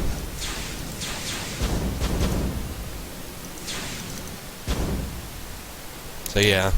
Which, I mean, everything on the weapon is going to be, like, play into how it functions. Even things like weight. Yeah, so another question on different topic, or one that we touched upon briefly before, is the power armors. Like, they will be more along the lines of Fallout 4, but they won't be constructed from different pieces as heavily as they are in Fallout 4. Instead, there is going to be multiple separate types of them, kind of like how Fallout 4 has like T41 and T60 and so on.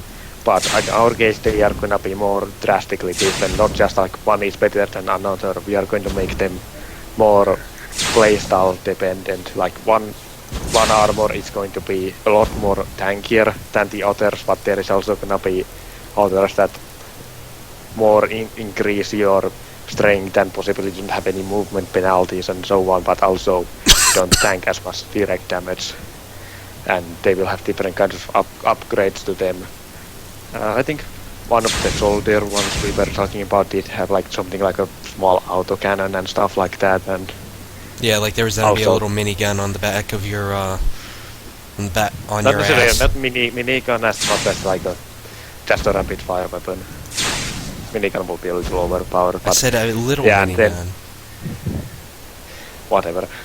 Yeah, and of course there's gonna be a one that is gonna have a jetpack, because of course there's gonna be a jetpack. Which I know that we mentioned before about the whole flying stuff, but jetpacks aren't necessarily so much. What the hell? So much about flying as they more are just like a super jump. Yeah, while admittedly it's going to like mess up things with things a little bit, it's not gonna be as drastic as flying at will, and it's still gonna be like dependent on the energy and so on. So, and it's also gonna be a very played game thing at this point. Things don't matter as much. Oh, and of course you also won't have fall damage whenever you're in the power armor, of course. Because that was actually pretty awesome falling from the sky.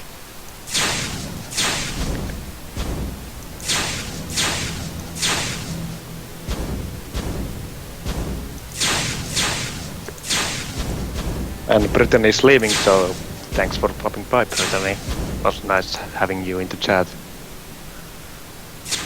Indeed. Anyways, this has been going on for, let's see, how long? Oh, 2 hours. Yeah, we've been going on for quite a while. Might actually want to start wrapping it up a little bit. Yeah. We can take in a couple more questions and then start calling it a day or Yeah. night. So, Afternoon. last chance for questions, everyone. Make them good ones. Well, one other pressure. small thing while we wait for questions is, in terms of the ponies, like, you might have noticed that we do have, currently, like, the random selection of colors. Eventually, like, although it is going to be randomized, more than likely we're going to set certain presets for characters so that you don't get, like, really vividly bright colors for characters that are supposed to be rather intimidating. Yes, yeah.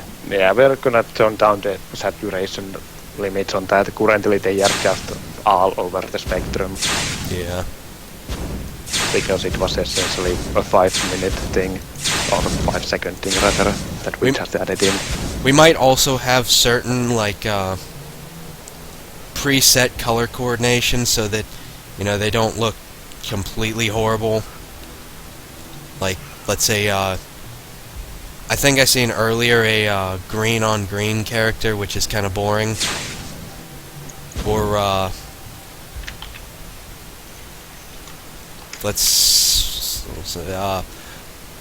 I know one way back in the day that some people might joke about is green and yellow. No, not yellow. Orange, I think it was.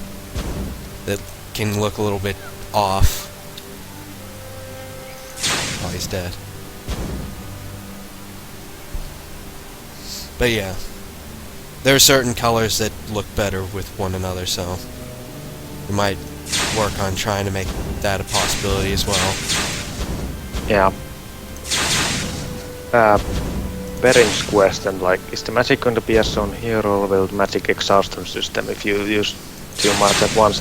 There actually is currently a strain system, but it's pretty generous for many of the spells. Like, you can use a whole bunch of it. Like, if you look at the bottom left of the corner of the stream, you see a bar that increases every time a spell is used, and if you go over a limit, you will enter a burn down, which at the moment is also non-existent. So yeah, it will be limited, and it will be especially more limited at the beginning of the game. Which actually, As you even increase your stats, it will obviously increase your magical capabilities as well. which actually it's currently impossible to go into burnout. If you don't have the amount of strain, it doesn't allow you to cast. Which eventually that won't be the case. Eventually it's going to be where even if you don't have the required amount of strain, you will be able to cast and you'll immediately hit burnout. Which I think for some spells we might have it on a like how that works will be different. Like for example, the shield might be where you can sort of keep it activated even while it's in burnout, but it will be severely reduced in effectiveness, and of course you'll also be continuing to go further and further into burnout, meaning that it'll be a longer period of time before you could actually use another spell. Telekinesis might be another one. Further down you're into burnout, the slower it actually dissipates. So if you hold it down too much, like the effect is gonna be almost non-existent, and it's gonna be take you minutes to even be able to cast anything again. Yeah, which, like I said, the same would probably be said for like telekinesis, so that you could pick up something big, slightly levitate it over an enemy, and possibly drop it on them while they're not looking, possibly in a certain Apple town. But yeah, we'll also have a few other we even have a couple drugs that will actually help with that sort of stuff, but like with all other drugs, taking them isn't exactly the best idea. Does help, Yeah. but drugs are bad. Okay. But to move on, the cast modding is asking question. Do you guys still need programmers? I might apply. Hamish? Oh yeah, sure. By all means, yes, absolutely. We are accepting applications from pretty much every department, apart from voice acting and music. Yeah, And QA. and QA. Oh, and QA. Okay, interesting. Yeah, okay. I don't think we have public applications for that. Daniel, you do third person by scrolling the mouse wheel. There's also a button. It will that did change, too. so it not currently there isn't, but there will be. It's gonna change a little bit in further demos.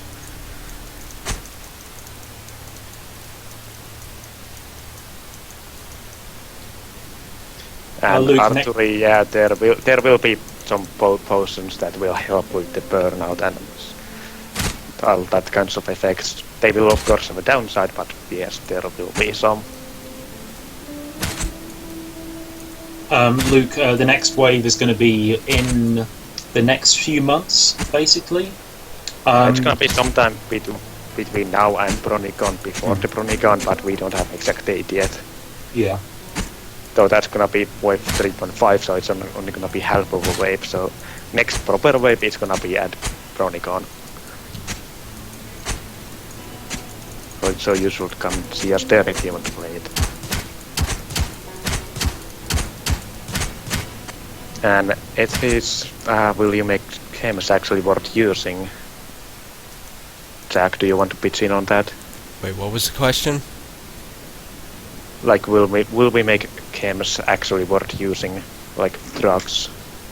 We did have a blog post detailing the all of that, but yeah, pretty much our current plan is to make the chems rather overpowered, in the sense that a lot of their uses are a lot more extensive than in previous games, but at the same time there's going to be a whole sort of dependency system, which, although even Fallout 3 technically had a very, very basic dependency system, we're going to have a lot more of a advanced system.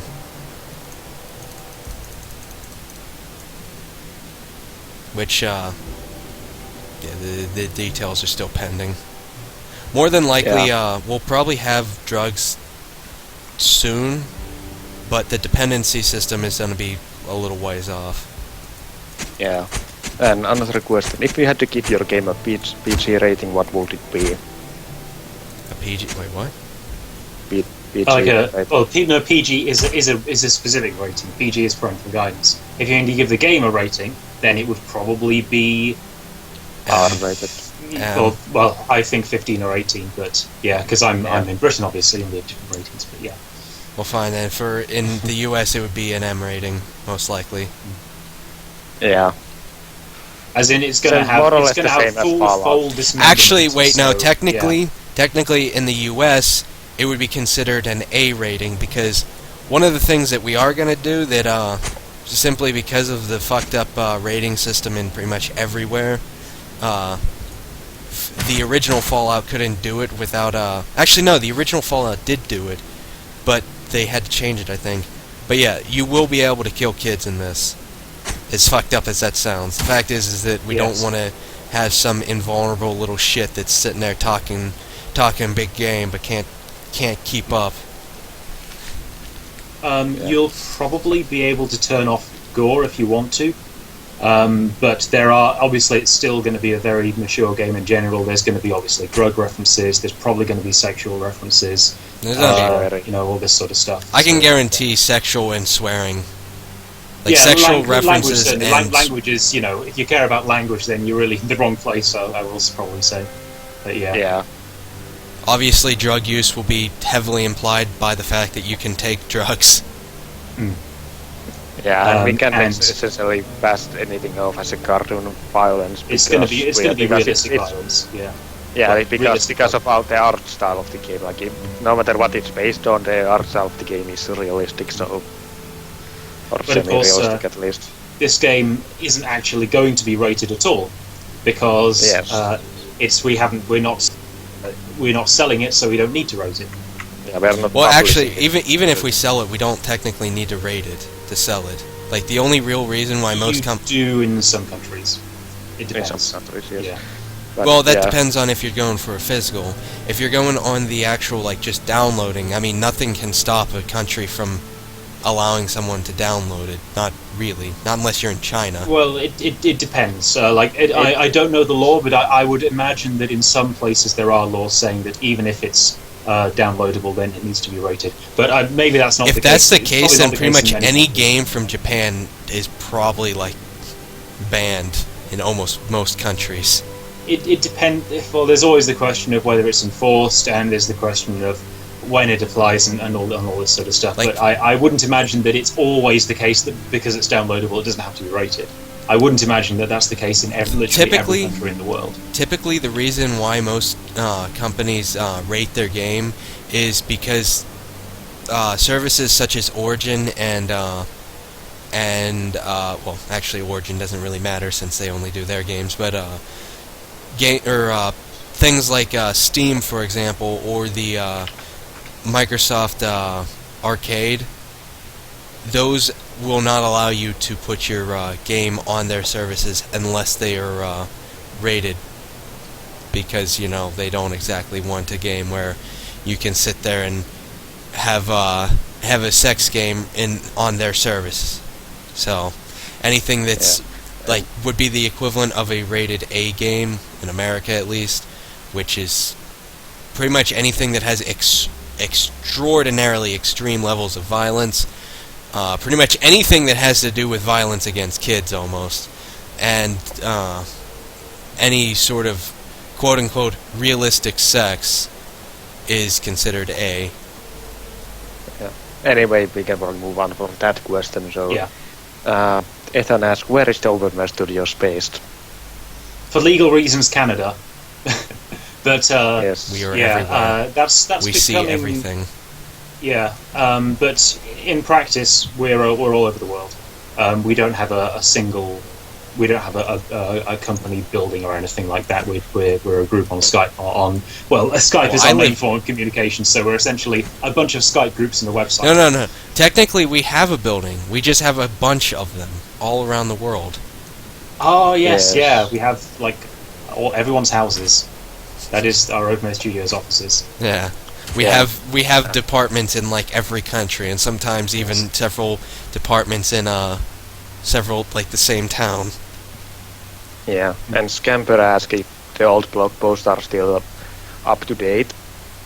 I think most of them are. I can think of any out of my top of my head that like are completely out of date. I mean, there might be some details that have changed, but I can't name them from the top of my head. But most of them are, at least in the broad terms, like they should still be valid.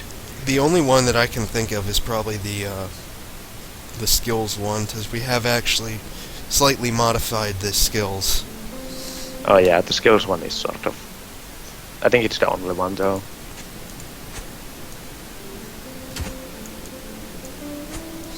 But yeah.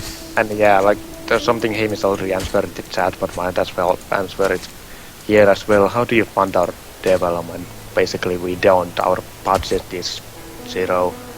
All of the No, our budget that is our money, pocket change. Yeah, they're more or less. Yeah, whereas in terms of the budget any- is in our official budget, we have no money that says, oh, we have this X amount to spend, so our budget is zero from that perspective. Yeah, we have no income or investors or anything like that, so it's basically whatever we personally want to put into the project, and obviously we are not accepting donations for legal reasons, though we are selling posters at conventions and other little stuff like that, like keychains and stuff, but those are not towards the game development. They are more to fund our continued presence at conventions and like to print posters in the future as well and other little stuff like that. Yes. But they aren't like, we aren't using that money to develop the game. Well, I thought we were. I thought that was. Yeah, we technically. It's the better way of explaining it is that technically we are, but none of the money that we get belongs to any one person, I guess is the best way. And so far we haven't actually made a profit or anything. Yeah. I mean, it's essentially we by buying posters, you are buying things from us that we've made, which are in no way to do with anything and the game. Like technically, We are not. Yeah. We can't ask any money for or towards the actual game as a product. Yes. like technically, Now, there's nothing. if you want to buy us a dinner or something like that, that's as like a personal like thing. That's completely up to you. It's your money. Or muffins. I would prefer cookies. Or like alcohol. Or Oh, yeah. actually, even just food in general.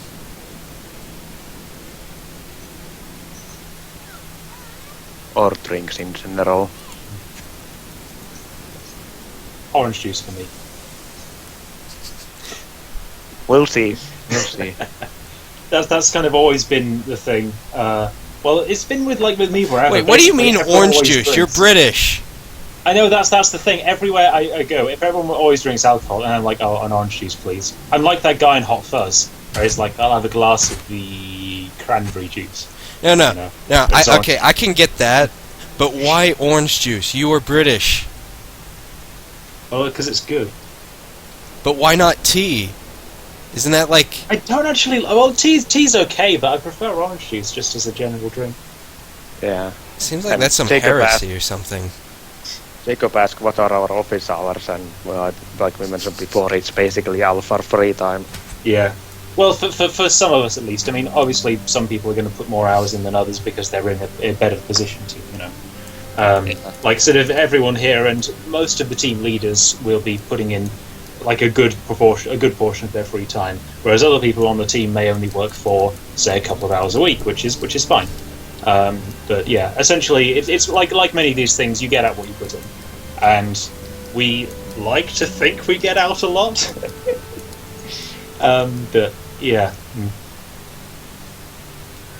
Yeah. I think we should start wrapping things up. So, as a final question, when will the game be released? When it's Tomorrow. done. And also, we answered this question before. There's no. Don't think if you think about it as a release date. Oh, when everything is done, like you're screwed at that point because that's going to be ages and ages and ages away. Just think about it in terms of progress and the content which you can see, and there will be content which you can see coming your way, content which you'll be able to play. So, think of it, get hyped for that rather than for the eventual release date sometime in the distant future. Yeah, since like we briefly touched upon, like with the waves and like especially the future waves, not the current ones. The plan is to make them more iterative build or incremental builds, so that Yes. when you we will start from the beginning and we add more content and more locations as you go down the line, and we'll try to make them so that saves, at least for the mostly, will be compatible. So if you play a earlier build that has, say, only stable 2, and then you play after that, like later on, download a build that has a ponyville as well, you should be able to just skip the stable 2 unless we change something drastically there. Well, you'll essentially just continue your game, only now when you try to go into Ponyville, there won't be an invisible wall, but there will actually be content there for you. Yeah. As a disclaimer, there might be some cases where if we change something drastically, like at the beginning, then you might need to replay stuff if it's too like incompatible for whatever reason. Of course, we'll try to mitigate that, but it's always a possibility. And so, yeah, just we recommend looking towards to next public demos rather than the finished product as such, since that's gonna be so far away. That yeah. So, yeah, I think that was all of the stuff for now. I mean, how long were we going? 2 hours and 18 minutes. That's a whole bunch of hours and minutes. Anyways, It is. yeah, so we more than likely will have another one of these sometime eventually in the future.